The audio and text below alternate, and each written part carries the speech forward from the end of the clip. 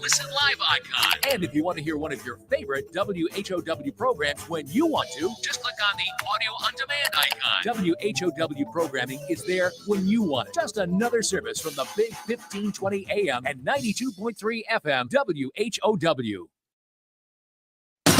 Your friend in Central Illinois. WHOW. Top of the morning. Thanks for being with us. I'm your host today, Seth Lawrence. The WHOW Morning Show is streaming to Facebook and YouTube, brought to you by Peterson Insurance, your Pekin Insurance agent in Clinton. My guest on the phone today is Mr. Dan Matthews. He is the DeWitt County Board Chair. Mr. Matthews, a good morning, sir. How's your new year going so far? Oh, good morning, Seth. It's going well. Going well. Yeah. Appreciate the 60-degree weather yesterday to kick off the new year. I'm sure you didn't appreciate the tornadoes much, though. That was a wild night, for sure. Yeah.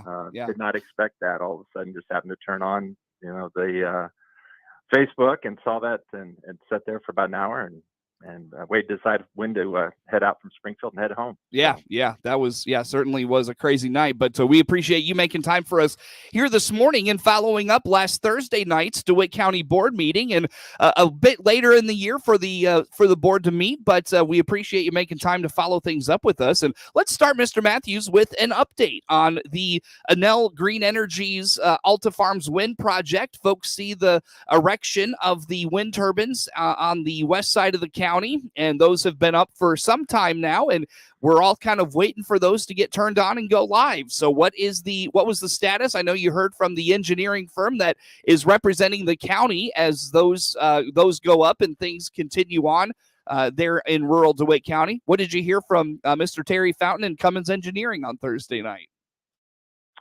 Well, Terry gave us a good update. We hadn't had one for a couple of months from him. Plus, we had 5 new board members there, so it was a good time to really hear what's going on, what we could expect in the next few months. As you said, everyone is wondering when they're going to start operating, and there's definitely some issues that have to be resolved before the county would give them permission to start the commercial sale of energy. I think one of the biggest issues is the drainage issues that have not been resolved yet, and that's something we won't say yes to turning them on until those are resolved. And I know there's a number of parties working on those. We don't have an answer yet when that's going to happen, but that's something that needs to happen fairly quickly if they want to see those start operating in the next month or two. Mm-hmm. I found it interesting, Mr. Matthews, the conversation piece around, kind of enforcement of some of those things. There are things like the FAA lights, that are on the turbines when an aircraft flies over at a certain, distance from the turbines. Those have to go on. There's also the issue of, curtailment for those when a severe weather event rolls through. I'm sure last night would have certainly qualified as a severe weather event where perhaps we would have seen those turbines curtailed and that sort of thing. And so kind of enforcing those and making sure that Enel Green Energy and the folks that oversee the project are in compliance, not just now, but as that project goes live and for the years ahead. How about what you heard from Mr. Cummings in regards to those things? Yeah, I think that's something that the current board is going to have to deal with, and it's not going to be easy because the language that was put in place when this agreement was, voted on and approved a couple of years ago, the language just isn't clear. So we're left to try to manage that the best we can, given the circumstances and the language that was put into the conditions, and it's not going to be easy. It isn't black and white. Mm-hmm. There's some, interpretations of those that aren't going to be the same from one side to the other, and that's something that we're trying to now as a board is to go back through ordinances of these types and make the language a lot more clear, so that we don't get into a situation like this where it's subjective. Mm-hmm. As you mentioned, the curtailment. There is no exact. It must be turned off within this. How long does it take? It's very a gray area, and it's going to be difficult to manage. There's a few things, as you mentioned, like that. that were put in there that we're going back through now, and some people are exposed to it really for the first time to say, okay, we're almost to that point. What does it mean? How are we going to manage it? So we hope that we can work well together with them and make it a safe environment for everyone. And once say the initial situation might arise, that both parties work together to understand exactly what we meant and what they can do. But unfortunately, that may take an incident to do, and that's unfortunate. But that's how it was left for this board to deal with. Mm-hmm. Mm-hmm. I thought it was interesting, and correct me if I'm wrong. I very well could be. It felt like Mr. Fountain left open the possibility that if there are items on the checklist of things that have to be done before the project goes live, and those things are not up to the standard of the DeWitt County Board, the project doesn't go live until they are. Is that how you interpreted some of the things that Mr. Fountain was talking about on Thursday? Yeah, you're correct there. This board and the makeup of this board is going to be very specific that those conditions are met before we say yes and turn these on. Mm-hmm. There is, as you said, Mr. Fountain brought these up and said, they kind of want to push forward. We're not going to allow that. Mm-hmm. We want them to be, as we understand them, we want them to be taken care of. On the other hand, we're not going to intentionally slow the project down. As you said earlier, they're up, they're ready to go, or they're real close. But there's just some very specific things that need to be done before that happens. When it comes to the specifics of those things, Mr. Matthews, is it the ambiguous language you talked about as it relates to things like curtailment and other things, or is there more to it than that? Drainage districts. You talked about those things being incomplete at this time. Is there more to it than what we've already touched on here this morning for folks that didn't get to hear Mr. Fountain's presentation? I don't think there's anything really significant. And when I say that, I don't mean that curtailment is not significant or important.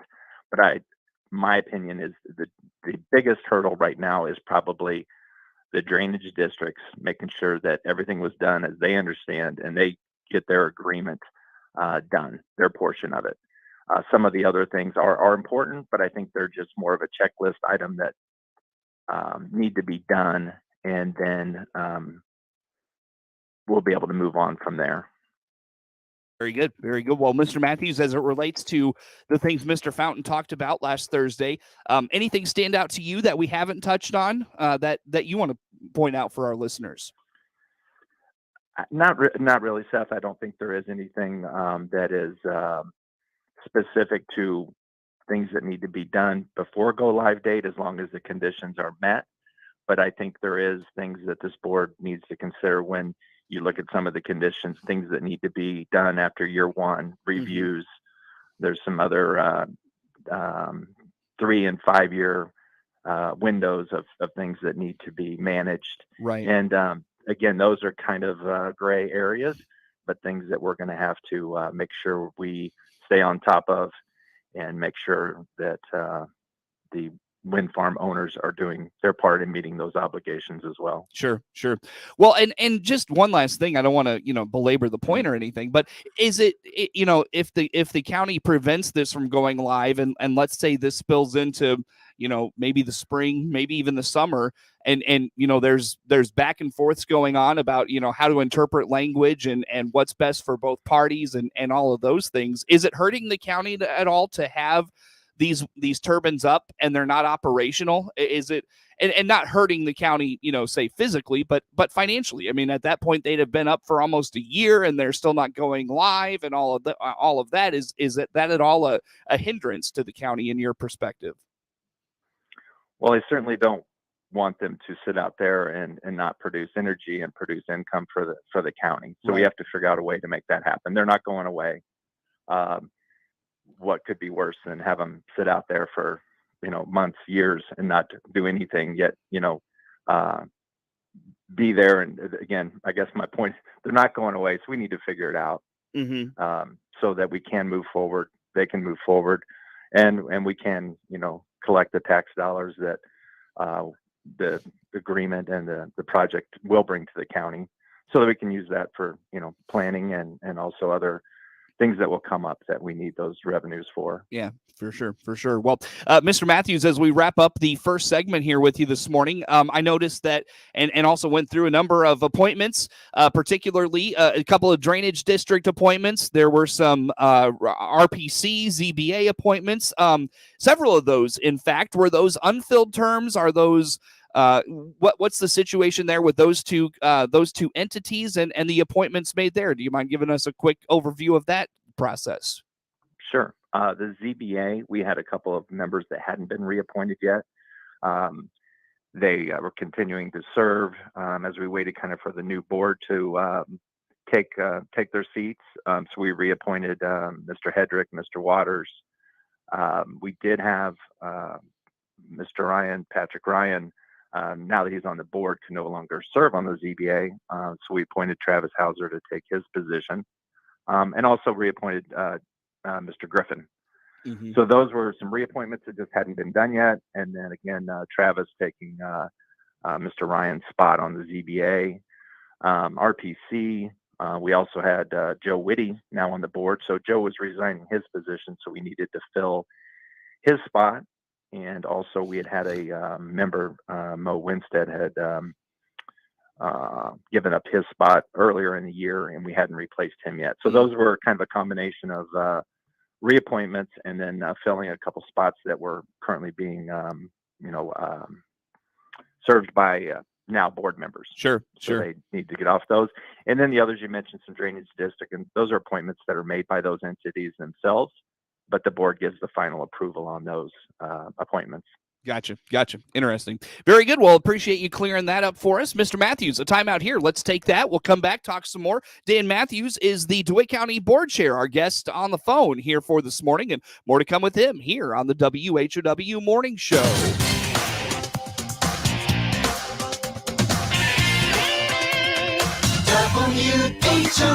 WHOW. Flu season is back, and our Warner Hospital and Health Services walk-in clinic inside our family medicine clinic is ready. CEO Paul Scourin here. Our walk-in clinic is here to treat those flu symptoms. No appointment? No problem. Find out more by clicking our icon at DeWittDailyNews.com. When it comes to fire and water restoration, ServPro of Piatt DeWitt counties is the leader in cleaning, restoration, and construction. Find out all the services they provide by clicking their icon at DeWittDailyNews.com. At Central Illinois Outdoors, with me, Jared White, we want you to be a part of the program as well via the Archer's Alley Catch of the Week. Each week, we'll select one of your pictures submitted at CentralIllinoisOutdoors.com and invite you to tell your story of the great outdoors. We're looking for your kid's first catch or even your first big buck. There's a simple, easy form you can fill out on your phone or computer at CentralIllinoisOutdoors.com. Send us your story, send us your pic. CentralIllinoisOutdoors.com and the Catch of the Week, brought to you by Archer's Alley, North 22nd Street in Decatur. Let's swing open the farm gate together every day on WHOW. I'm Stu Ellis, your host of the long-running agriculture feature called The Farm Gate. I bring the latest news and information on where agriculture is and where it's going to WHOW Ag listeners several times a day. From tariffs to treaties, from the Board of Trade to the running board on your truck, I cover Central Illinois agriculture every day on The Farm Gate. Hear it all on WHOW's many platforms, on the radio or online. Join me, Stu Ellis, for The Farm Gate. DeWitt County's #1 source for local news is on the air and online 24 hours a day. The latest local news stories are heard every hour on Central Illinois' news station, the Big 1520 AM and 92.3 FM WHOW. Stream live at DeWittDailyNews.com. They're also heard every hour on the station that's your easy choice, 95.9 FM WEZC. And to read the latest local news on your electronic device, including tablets, iPhones, and smartphones, go to DeWittDailyNews.com. DeWitt County's #1 source for local news is on the air, online 24 hours a day.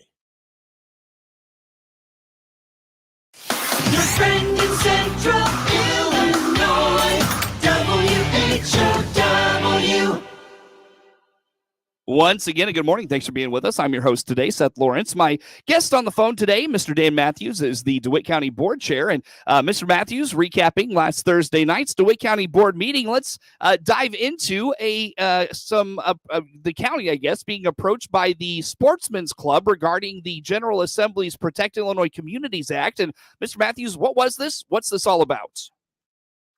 Well, we did pass a resolution really opposing some of the things that we're seeing done in Springfield. It was first brought to our attention by Sheriff Walker just about 2 weeks prior to our meeting. And then almost simultaneously, the Sportsman's Club brought it to our attention as well. Iroquois County had put a resolution out to their county board to pass. Putting it simply, it's protecting the rights of people of DeWitt County to keep and bear arms, as we've known today. We keep seeing, laws and things like that floated in Springfield that want to take those rights away from us. DeWitt County Sportsman's Club's a great organization that has a lot of members in DeWitt County and does some great things with teaching people how to properly use weapons, getting their licenses, things like that. So Mr. Walters came in and spoke as well.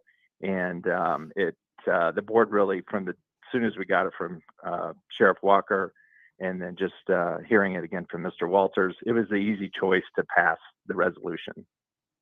Why is that? It's simple. It's, we're, as a board, we're instructed to support the Constitution of the United States of Illinois, and most importantly, protect the rights of our people in DeWitt County. Mm-hmm. And so does this protect us completely? Of course it doesn't, but I think it shows that this is who DeWitt County is. These are the people that rightfully carry arms for the right reasons. Mm-hmm. And this is the kind of county we want other people to see who we are.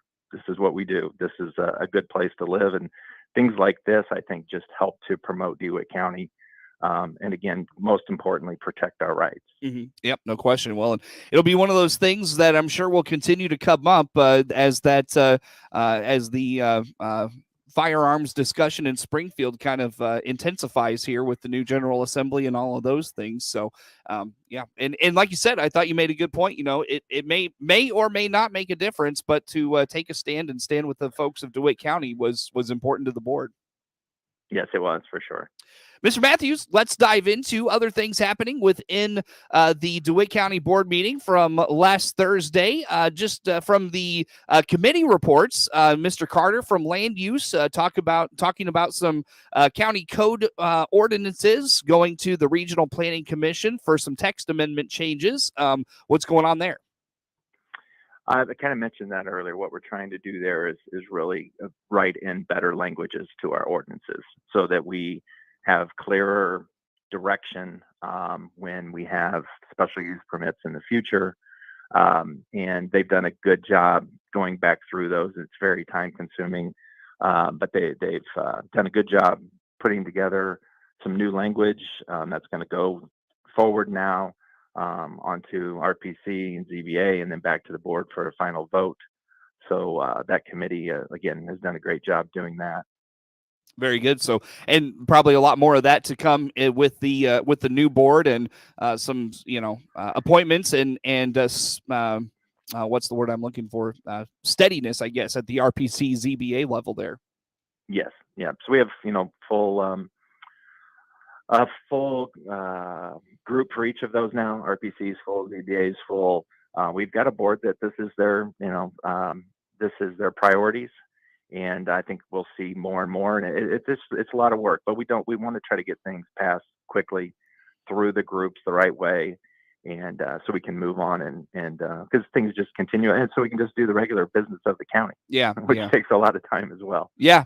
No question. Mr. Matthews, as it relates to the ZBA RPC, I know with the last board, this issue came up, and I'm curious maybe if you have thoughts on it. Will you handle it differently, or, do you see things differently? The issue of the solar panels, and I'm going to butcher how this played out. So so correct me where I'm wrong, but basically I think RPC ZBA said that, these could not be developed on certain types of land. I believe industrial or could only be developed on industrial land, but there's no industrial land in DeWitt County to develop. And so basically not allowing these to be developed in DeWitt County.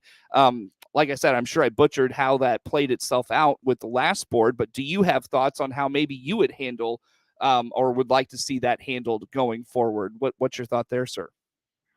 You are correct that they indicated that only industrial zone property would be immediately available for solar. I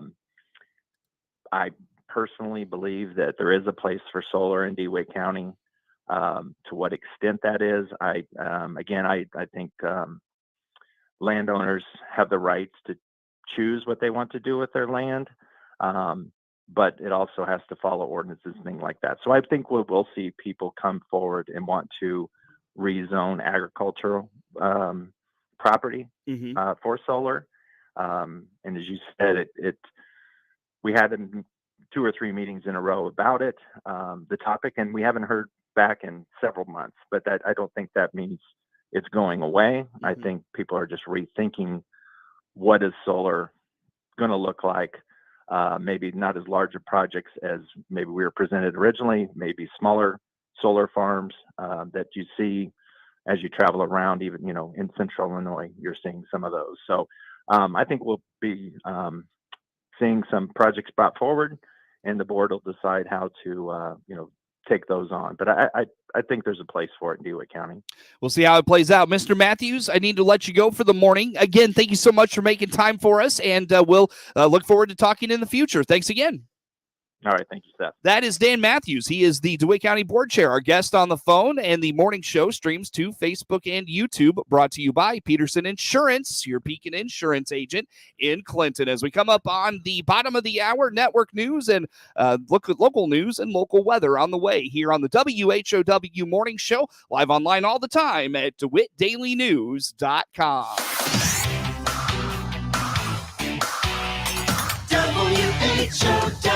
WHOW.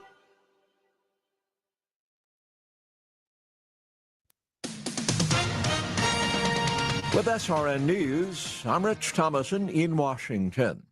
The third time was not the charm for Congressman Kevin McCarthy.